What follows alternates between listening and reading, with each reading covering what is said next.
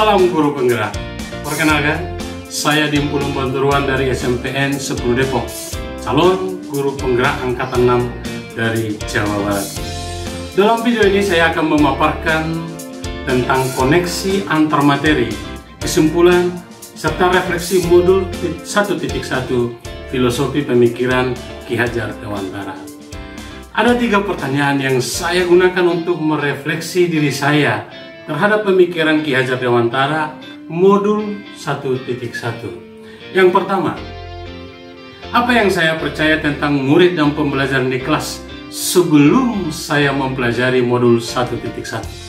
Yang kedua, apa yang berubah dari pemikiran dan perilaku saya setelah mempelajari modul 1.1? Dan yang ketiga, apa yang bisa segera saya terapkan lebih baik agar kelas saya mencerminkan pemikiran Ki Hajar Dewantara. Baik, kita mulai dari pertanyaan yang pertama. Yang saya percaya tentang murid dan pembelajaran sebelum mempelajari modul 1.1 adalah sebagai berikut.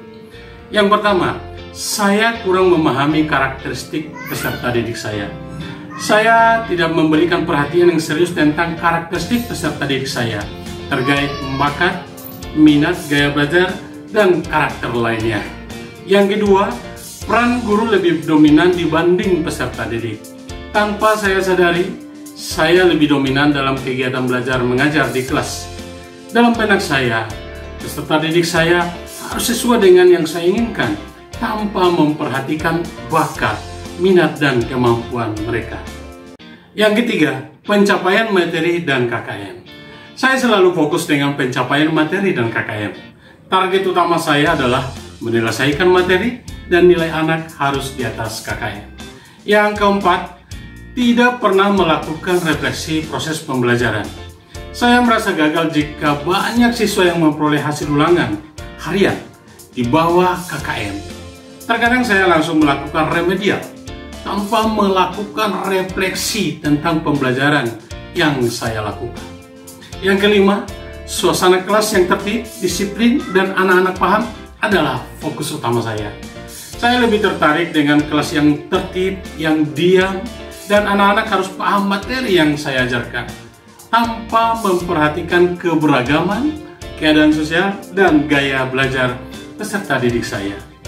Begitulah pandangan saya tentang murid dan pembelajaran sebelum saya mempelajari filosofi pemikiran Ki Hajar Dewantara pada modul 1.1. Dan sekarang ada pemikiran yang baru, pengetahuan yang baru, pengalaman yang baru setelah saya mempelajari pemikiran Ki Hajar Dewantara pada modul 1.1 yang telah meletakkan dasar-dasar pendidikan sebagai berikut. 1. Menurut Bapak Pendidikan kita, Ki Hajar Dewantara menyatakan bahwa pendidikan adalah tempat persemaian benih-benih kebudayaan dalam masyarakat. Untuk menciptakan manusia Indonesia yang beradab, maka pendidikan menjadi salah satu kunci utama untuk mencapainya.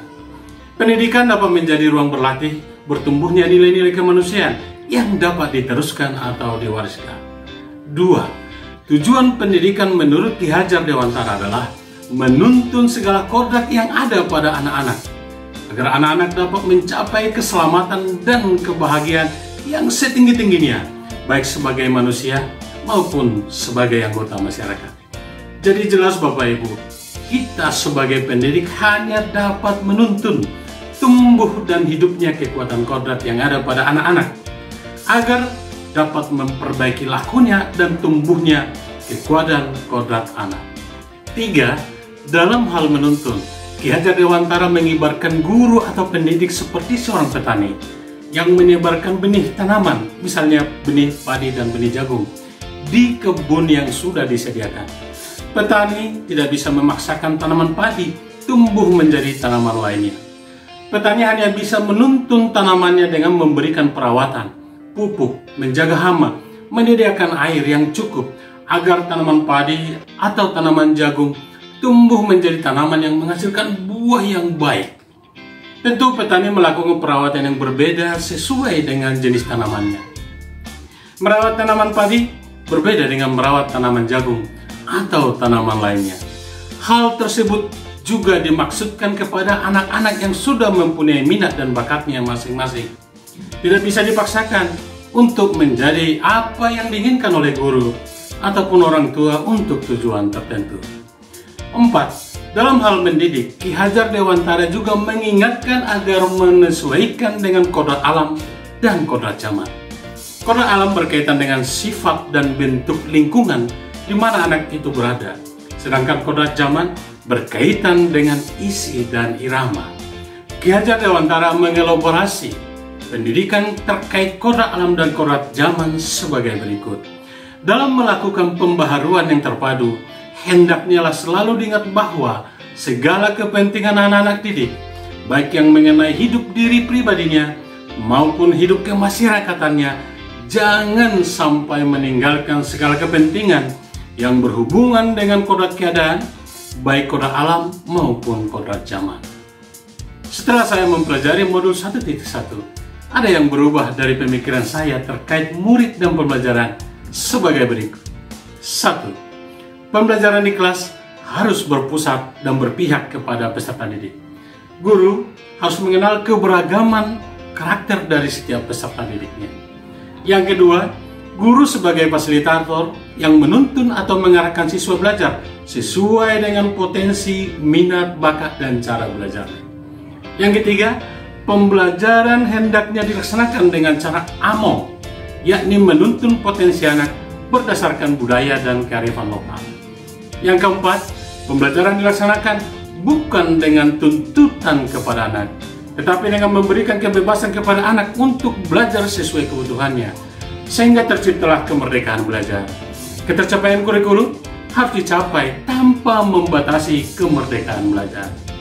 Yang kelima, untuk menumbuhkan kodrat peserta didik, pembelajaran seharusnya dilaksanakan dengan berbagai cara, model atau strategi pembelajaran seperti tutor sebaya, cooperative learning, inquiry, discovery, problem based learning, maupun project based learning atau metode lainnya, serta menggunakan berbagai sumber belajar seperti lingkungan hidup, surat kabar, majalah, maupun internet sesuai dengan kodrat keadaan peserta didik.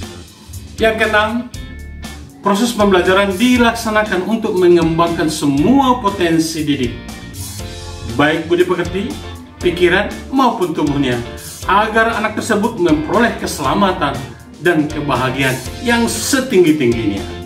Dan yang segera saya terapkan di kelas agar pembelajaran yang saya lakukan telah mencerminkan pemikiran Ki Hajar Dewantara adalah sebagai berikut.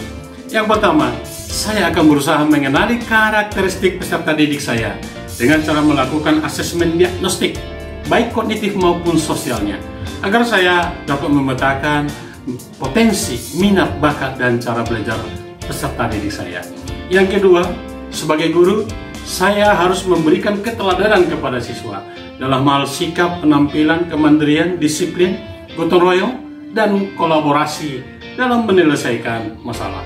Yang ketiga, dalam kegiatan pembelajaran, saya akan menumbuh kembangkan pendidikan karakter peserta didik dengan pembiasaan seperti berdoa sebelum KBM dimulai, saling menghargai pendapat ketika sedang berdiskusi, memberikan kata-kata positif untuk teman sebangku atau satu kelas, dan membudayakan budaya lokal untuk mentransformasikan pendidikan karakter peserta didik. Yang keempat, dalam pembelajaran, saya akan lebih banyak memposisikan diri sebagai fasilitator yang menuntun dan mengarahkan anak mengembangkan potensi dirinya dengan berbagai sumber belajar dan cara belajar yang berbeda.